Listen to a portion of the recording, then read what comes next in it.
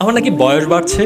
হাসতে হাসতে এই কথাটা স্নানের আগে বাথরুমে যে কবার বললো, অমন ঘোর একলা জায়গায় দুপাক নাচলেও ক্ষতি নেই তো।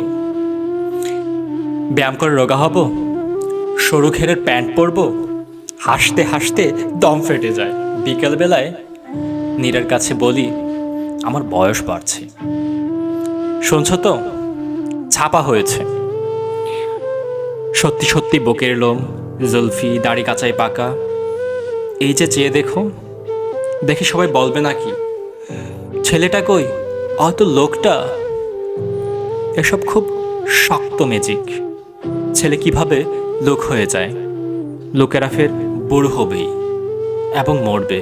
আমিও মরব, আরও খানিকটা ভালোবেসে, আরও কটা পদ্ম লিখে আমিও ঠিক মরে যাব। কি তাই না? ঘুরতে ঘুরতে কোথায় এলো এ জায়গাটা এত অচেনা।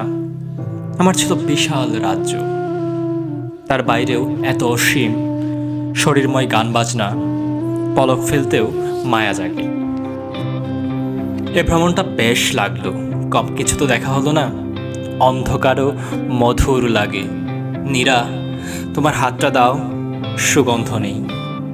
নীরা, শুধু তোমার কাছে এসেই বুঝি সময় আজও থেমে আছে।